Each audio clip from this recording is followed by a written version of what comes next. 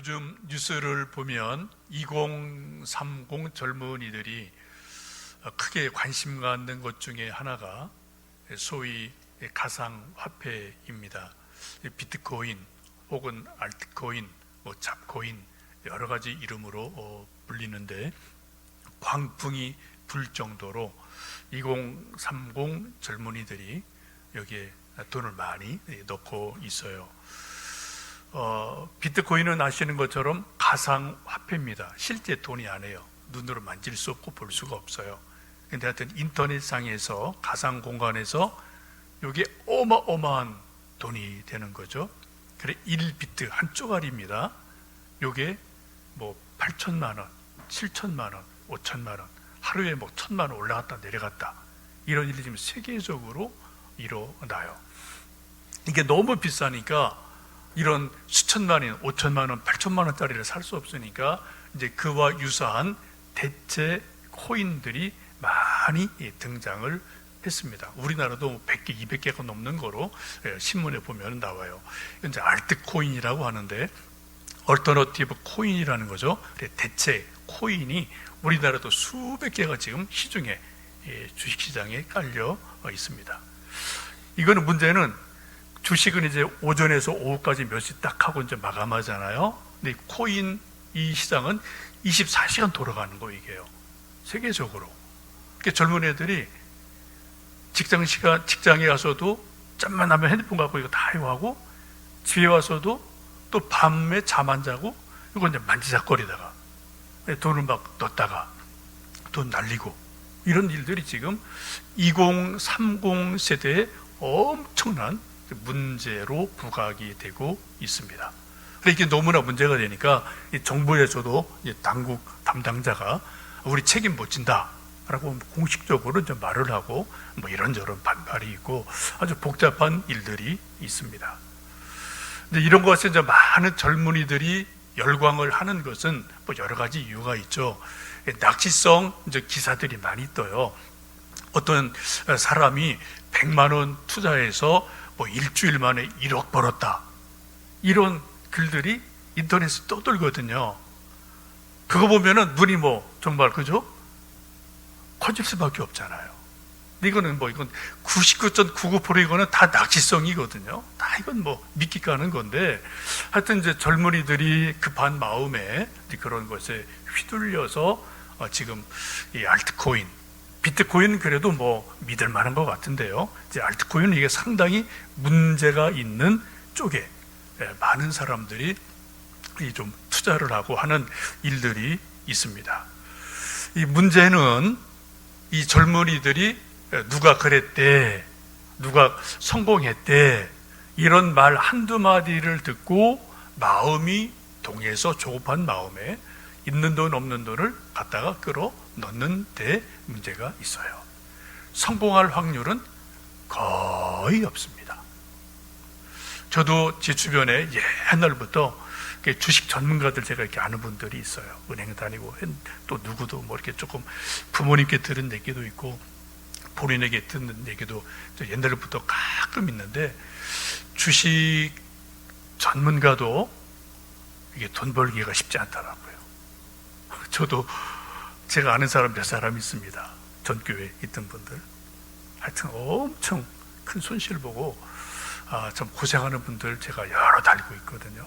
이게 주식 전문가도 주식을 통해 돈 벌기가 하늘의 별 따기인 거예요, 이게. 그런데 이게 정말 2030 세대들이 막 마음이 급하니까 그런 비트코인, 알트코인, 잡코인 이런데 투자하는 것을 보면서 참 여러 가지 걱정이 되기도 합니다.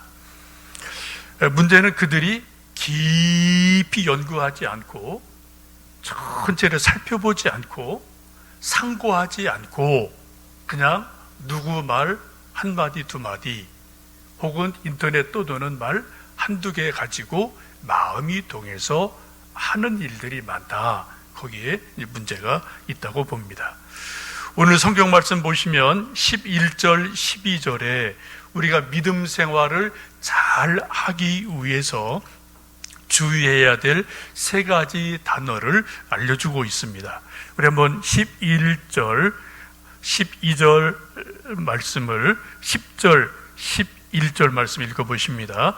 이 구원에 대하여는 너희에게 임할 은혜를 예언하던 선지자들이 연구하고 부지런히 살펴서 자기 속에 계신 그리스도의 영이 그 받으실 고난과 후에 받으실 영광을 미리 증언하여 누구를 또는 어떠한 때를 지시하시는지를 상고하니라. 여기 말씀 보시면 선지자들이 예수님에 대해서 구약시대에 많은 예언을 했죠. 그 예언을 할 때 선지자들이 어떻게 예언을 했다고요? 세 가지 단어가 나옵니다.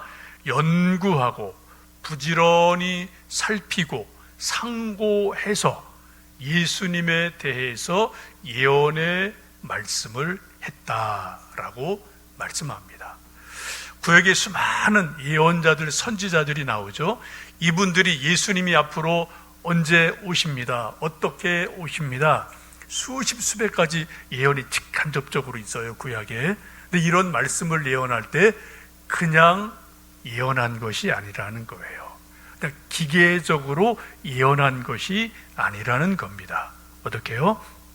말씀을 자세히 살펴보고 또 연구를 하고 상고를 하고 성령이 충만한 가운데서 예수님에 대해서 한마디 한마디 말씀을 예언했다라고 말씀을 하고 있습니다. 여기 여러분 비슷한 단어가 3번 반복이 되죠. 연구했다, 부지런히 살폈다, 상고했다. 의미는 비슷한 거예요.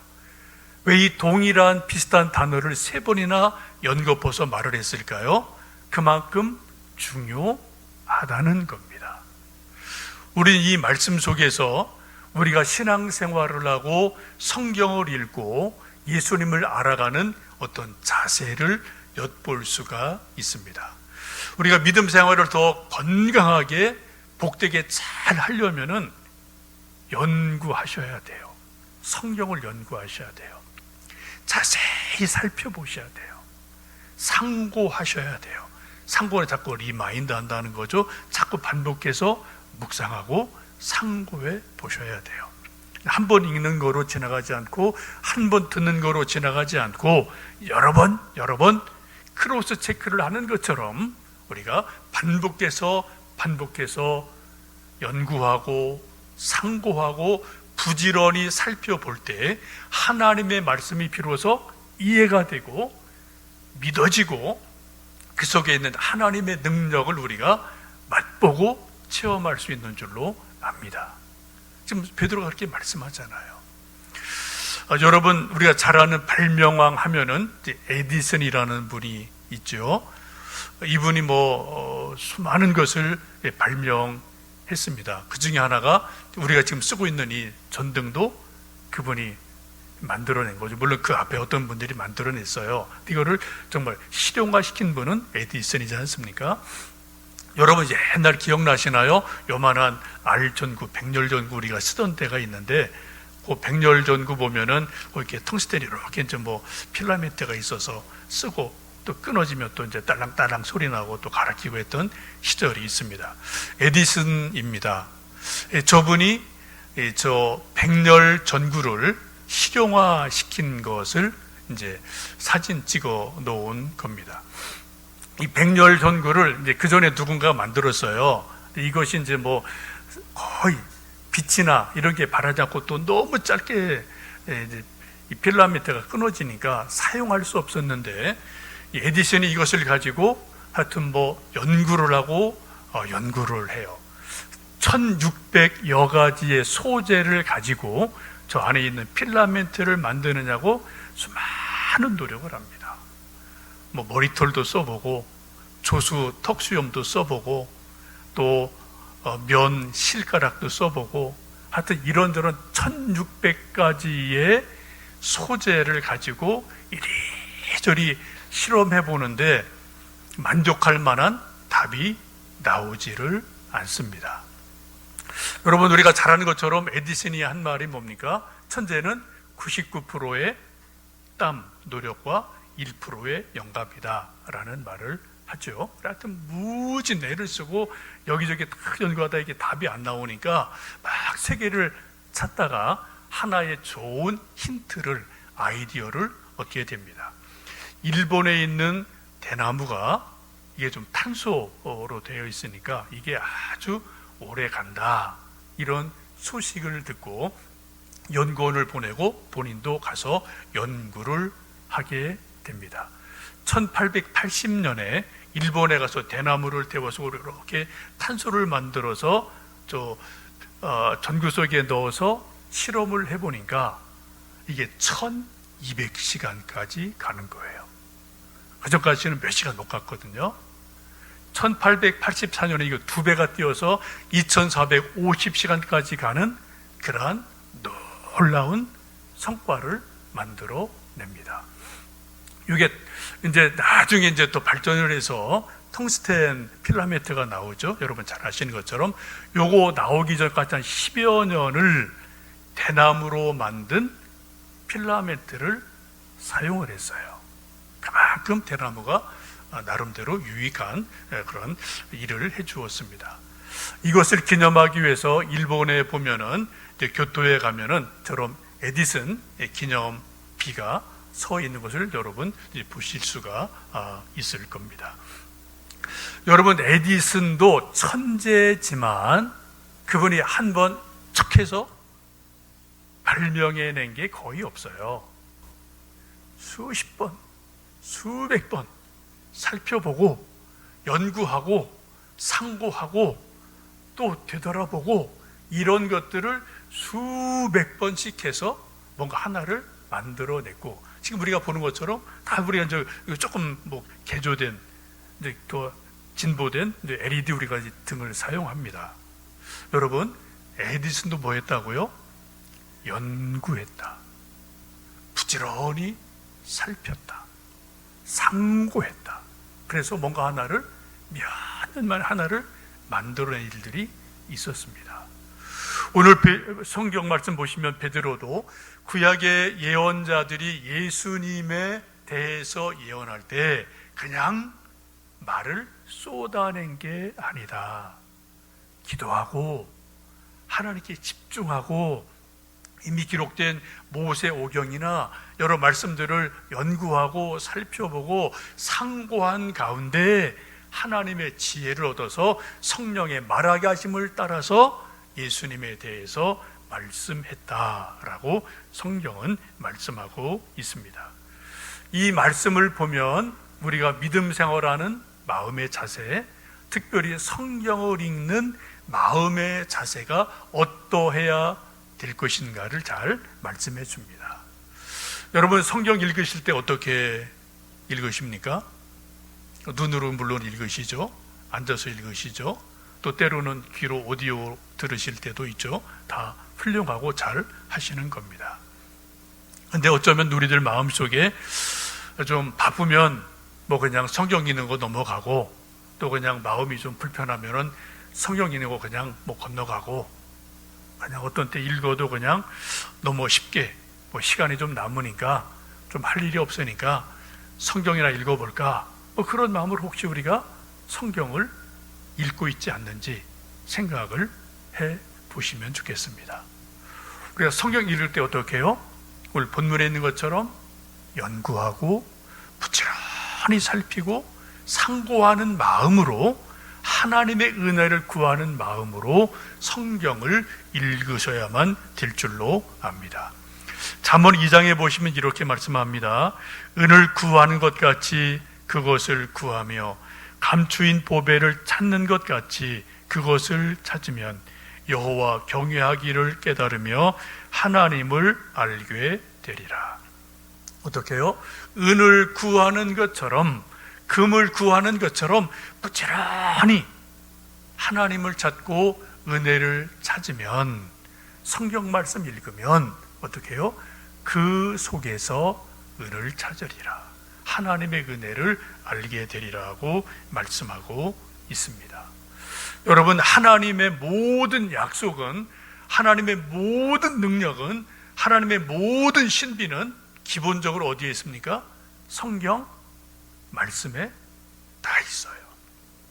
물론 우주에 충만합니다. 하나님의 피조물이기 때문에 우리 속에도 있어요. 근데 그런 것들이 아주 가장 명확하게, 가장 분명하게 약속 말씀이 기록된 것은 성경 말씀이에요. 그래서 우리가 성경을 뭐라고 그래요? 하나님 말씀이다. 구약, 신약이 하나님의 말씀이다. 우리가 믿고 인정하고 우리가 하나님 말씀을 읽고 또 큐티하고 설교하지 않습니까?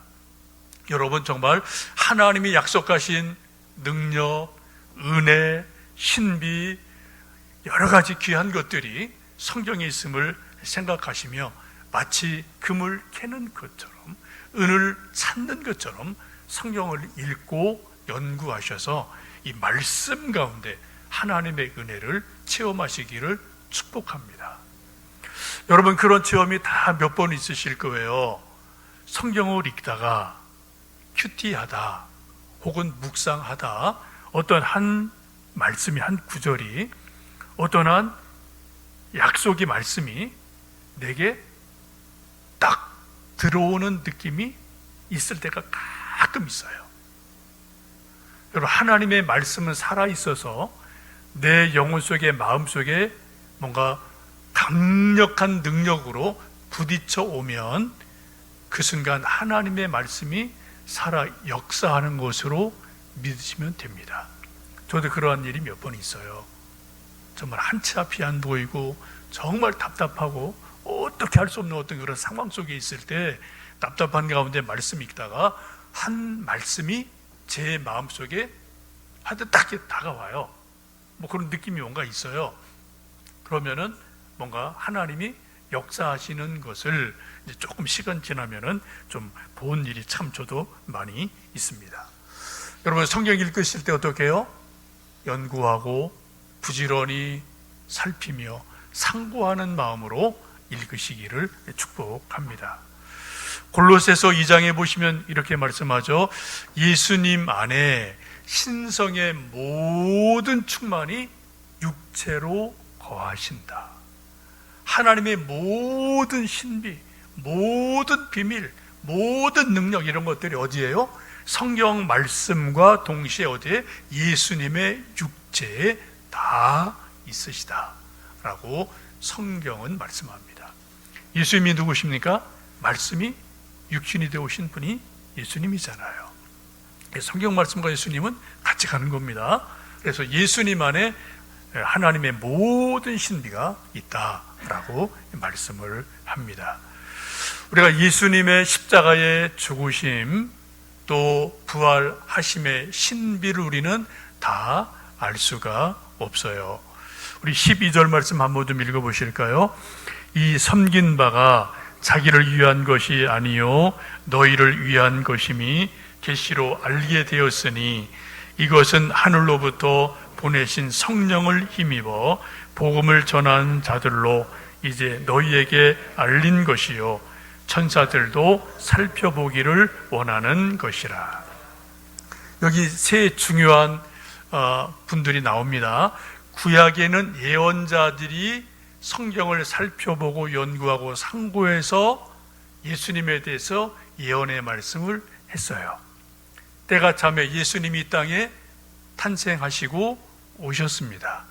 예수님이 12제자를 선택하셔서 3년간 열심히 말씀을 가르쳐 주시고 천국 복음을 가르쳐 주시고 그들에게 파송을 하셨어요.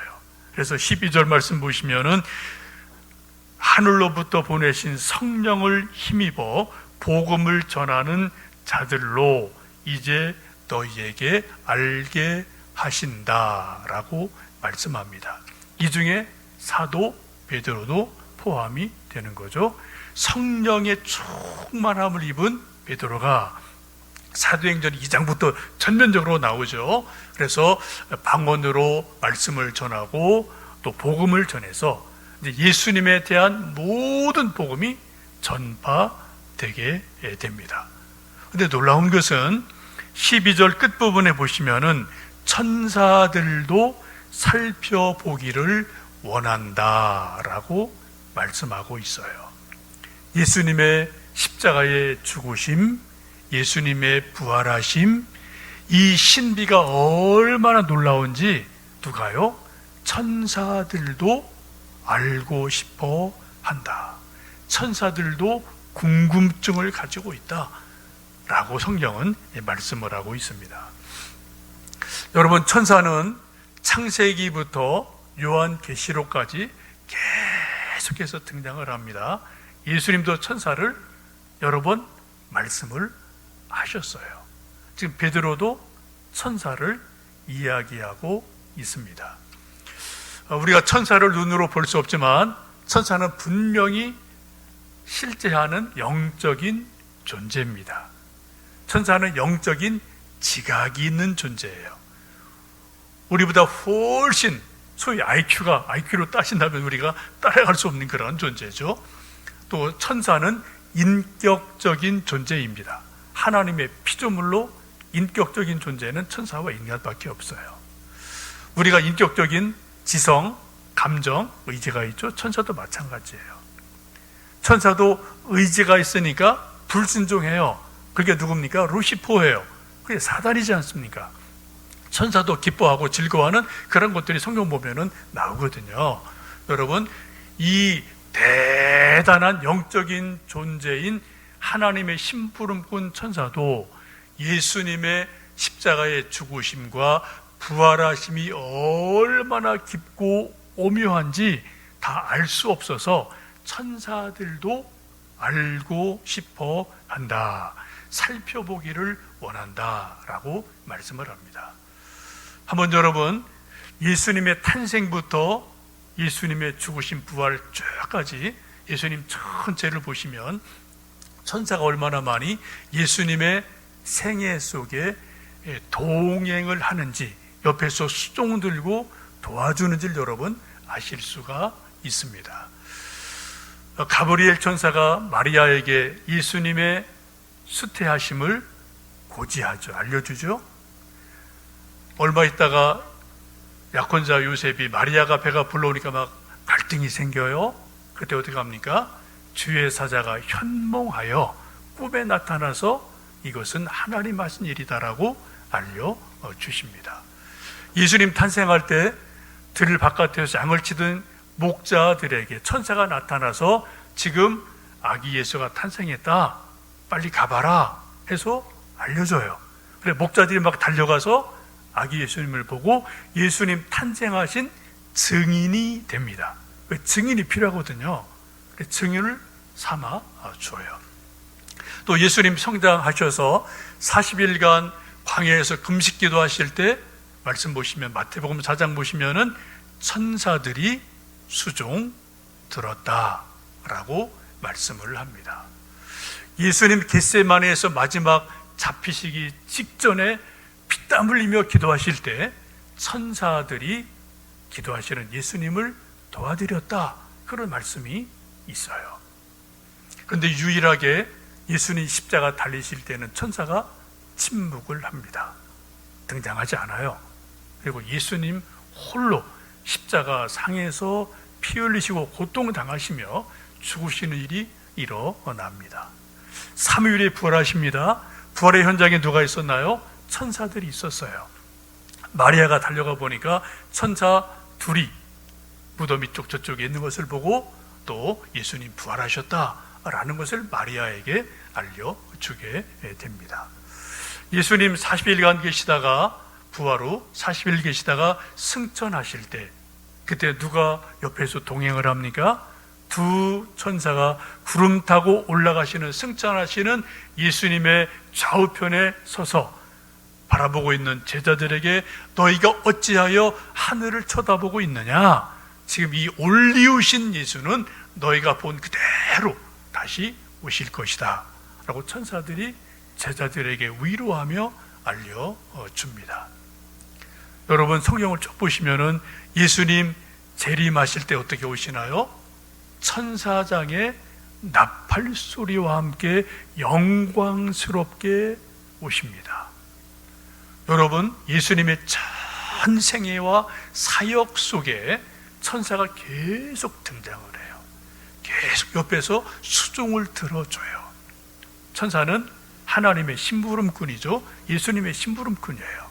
그래서 천사들이 계속해서 옆에서 수종을 들고 도와드리는 것을 봅니다. 그런 대단한 천사들도 예수님의 십자가의 죽으심과 예수님의 부활하심의 신비를 다 알지 못한다는 겁니다. 그만큼 예수님의 십자가 죽으심, 부활하심은 하나님의 신비예요. 하나님의 능력입니다. 우리도 그 알고 있는 것은 정말 작은 부분에 불과해요.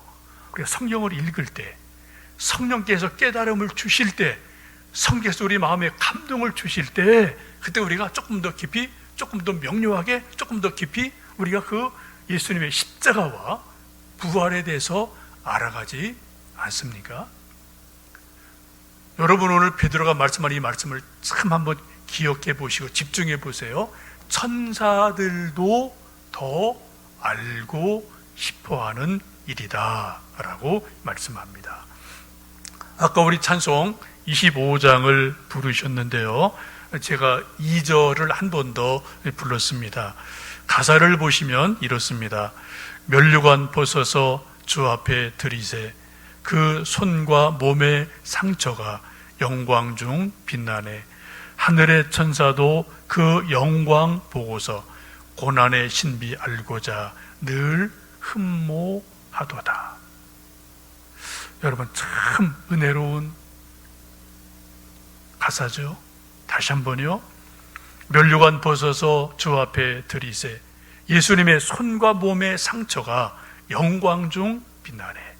하늘의 천사도 그 빛나는 영광을 보고, 손과 몸에 있는 상처의 영광을 보고 그 고난의 신비를 알고 싶어서 늘 흠모하도다 라고 찬송을 합니다. 오늘 여러분 이 찬송을 좀 여러 번 좀 시간 되시면 반복해서 불러보시면 좋겠습니다. 하늘의 천사가 그처럼 흠모할 정도로 예수님의 십자가의 고난, 부활하심이 하나님의 신비다, 하나님의 사랑이다, 하나님의 능력이다, 하나님의 모든 것이 십자가와 부활 속에 있다 라고 베드로는 말씀을 합니다.